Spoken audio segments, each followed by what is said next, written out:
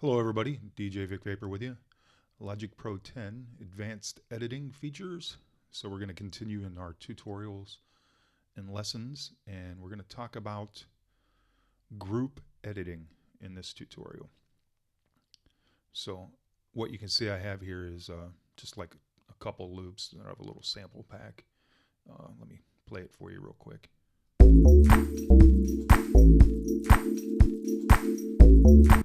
So nothing too special. It's not really the purpose of the tutorial. We're more focused on how to group edit these. So let's say you want to edit, a couple of these all at once at the same time with the same moves. And the way we can do that is to open our mixer.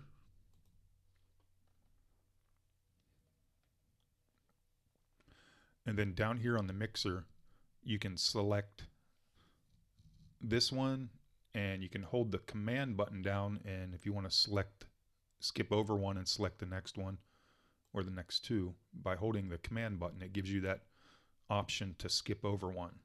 But let's say you don't necessarily want to skip over one.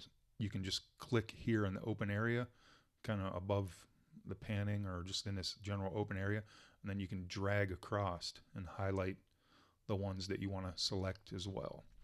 And by doing that and letting go, now I've got control of all the volume knobs at once. So nice little deal there. You can also, just to select any of them and it deselects out. You can also drag across the names down here and do the same thing by selecting all of them that way. So now if we want to group edit these, I've got the first two selected. We do more detailed group editing right here. So we'll go to the group, we'll click in the open area there, and we'll say add it to group 1. And when we do that, you see the two selected channels now have ones there. So now we want to go back to this group, and then we want to open group settings. And I've already got it selected, but typically yours should look something like this. And this is where you can assign what you want to do and how you want to do it, as a group. So what we want to focus on is right here. It's called editing selection. You want to go ahead and put a check mark there, and you can actually, if you want this group to have a name, we can name it right here. Let's say I don't even know what I selected, but let's just say drums for this tutorial. So we can name it there. Now we've got drums appearing over here as a name. So let's go ahead and close that guy out. Get rid of this. And now what you can see is the two that we have selected and grouped in our drums group have cues by them.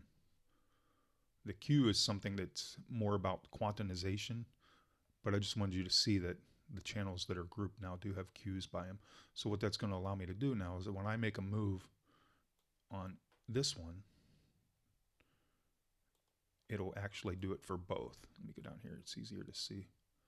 But see, now it's moving both of those at the same time, so that's group editing. And we can select as many. If we have a project with 30 or 40 tracks, you can go through and select as many as you want to group edit at once. So I can resize, I can cut, and it'll cut for both of those exactly in the same place. Let me undo all that. Undo, undo, undo. We can take our marquee tool and highlight the exact same area over both and edit that as we see fit. So that's group editing. So let's say we've got these two going and we want to go ahead and add, maybe we want to add the bass channel with it. So what we do is we go back to our mixer, and then we come over here and hold down Command, select that channel, and then say add to group 1 to the drums. And then when we come back here, you can see it's put the cue by it, skipped over the chord section, and it's going to allow us to continue to group edit right there. So another quick tip tutorial for you: advanced editing, group editing. And hope you learned something. Hopefully these are helping you out. And I'll talk to you in the next tutorial. Thanks.